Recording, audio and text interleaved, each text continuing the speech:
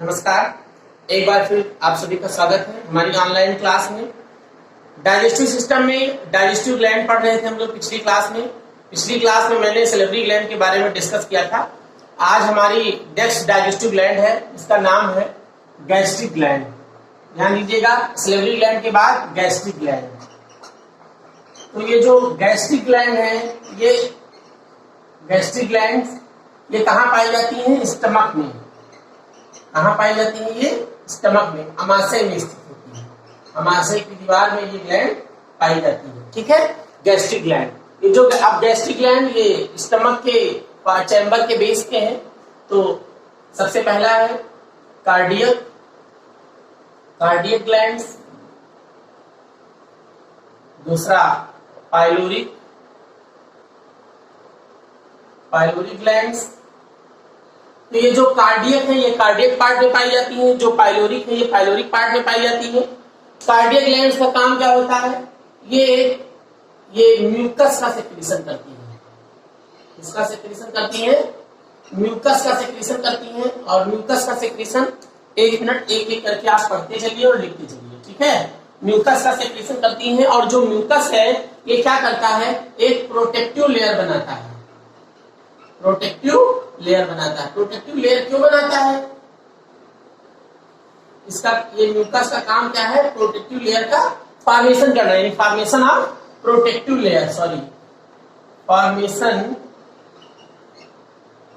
Of protective layer. यानी हमारा जो अमाशय है उसकी दीवार में एक लेयर बनाता है, जिस वजह से जो एंजाइम है और जो है स्ट्रॉन्ग एसिड है, जैसे HCl का सेक्रेशन होता है, ये सब यानी स्टमक की वाल को किसी भी प्रकार की हानि नहीं पहुंचा पाते हैं। नहीं तो जो एंजाइम है और जो एसिड है इनकी वजह से स्टमक की वाल गल सकती है, फट सकती है। ठीक है, उसको कोई क्षति हो सकती है। तो ये जो कार्डियक ग्लैंड्स है ये म्यूकस का सेक्रेशन करती हैं और उसको चिकना बनाए रखती है। दूसरा है पाइलोरिक, कार्डियक हो गया, दूसरा पाइलोरिक ग्लैंड।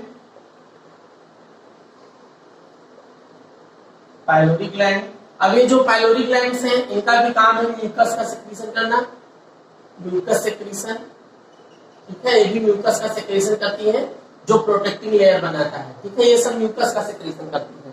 ठीक, अब इसके बाद में आपको पढ़ना है, हाँ, ये जो पाइलोरिक है ये पाइलोरिक पार्ट में पाया जाता है। नेक्स्ट जो इंपॉर्टेंट ग्लैंड है उसका नाम है फंडिक। ठीक है, या फंडस इसको कहते हैं, फंडिक ग्लैंड। ये फंडिक ग्लैंड में देखिएगा, फंडिक ग्लैंड कौन कौन सी है? ठीक है, सबसे पहली ग्लैंड है चीफ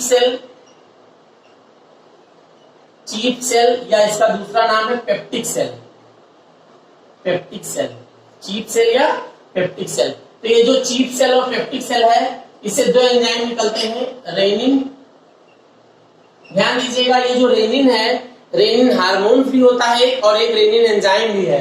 तो ये रेनिन वो रेनिन है वो ReNINE है और ये ReNINE है। ठीक है, इनके नाम में डिफरेंस है, वो RaNI, ठीक है, NINE है और ये रेनिन है। तो ये रेनिन एंड पेप्सिन, ये क्या निकालता है? रेनिन और पेप्सिन। तो रेनिन और पेप्सिन का सेक्रेशन कौन कर रहा है? Rennin and pepsin. रेनिन और पेप्सिन का सेक्रेशन कर रही है चीफ सेल या पेप्टिक सेल। अब ये दोनों हार्मोन्स करते क्या है? प्रोटीन का पाचन। रेनिन और पेप्सिन क्या करते हैं? प्रोटीन का पाचन। तो और एक बात याद रखना, ये जो रेनिन है, रेनिन स्पेशली मिल्क प्रोटीन का डाइजेशन करती है। इसका डाइजेशन करती है मिल्क प्रोटीन, और मिल्क प्रोटीन का नाम क्या है? केसीन। ठीक है, ये केसीन प्रोटीन यानी मिल्क प्रोटीन का डाइजेशन किसके द्वारा होता है? रेनिन के द्वारा। और पेप्सिन क्या करती है? अन्य प्रोटीन का डाइजेशन करती है। ठीक है, तो ये चीफ सेल और पेप्टिक सेल है। दूसरी सेल है पेराइटल सेल या ऑक्जेंटिक सेल। ये बहुत इंपॉर्टेंट है, ऑक्जेंटिक सेल। तो ये ऑक्जेंटिक सेल या पेराइटल सेल क्या करती है? ध्यान दीजिएगा, इसको इरेज कर दे रहे हैं।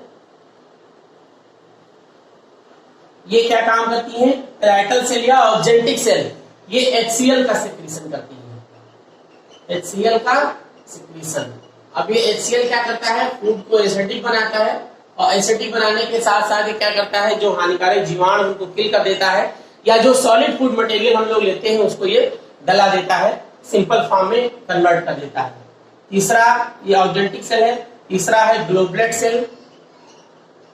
ग्लोबुलेट सेल, ठीक है, ये जो ग्लोबुलेट सेल है ये क्या काम करती हैं, ये भी म्यूकस का सेक्रेशन करती है, म्यूकस का सेक्रेशन, ठीक है। ये दो इंपॉर्टेंट आप याद रखिएगा, chief cell, peptic cell, parietal cell या ऑर्गेनेटिक सेल।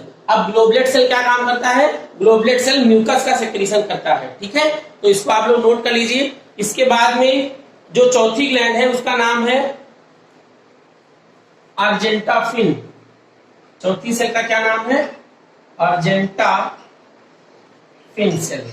जो अर्जेंटाफिन सेल है ये गैस्ट्रिन हार्मोन का सेक्रेशन करती है, गैस्ट्रिन हार्मोन। ये हार्मोन काम क्या करता है, जो गैस्ट्रिक ग्लैंड से निकलने वाले एंजाइम हैं उनके ऊपर इसका कंट्रोल होता है, ठीक, ये उसको स्टिमुलेट करते हैं।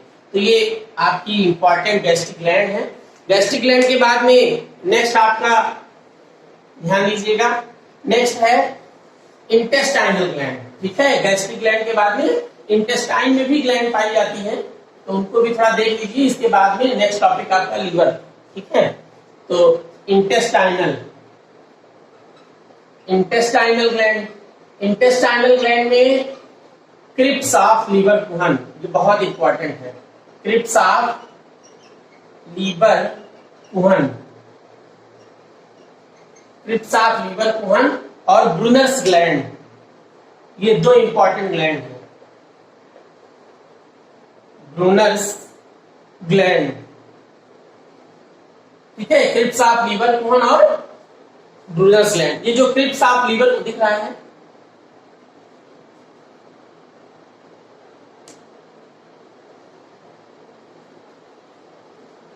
ये काम क्या करता है, ये इंटेस्टाइन को स्मूथ बनाने के लिए म्यूकस का सेक्रेशन करता है,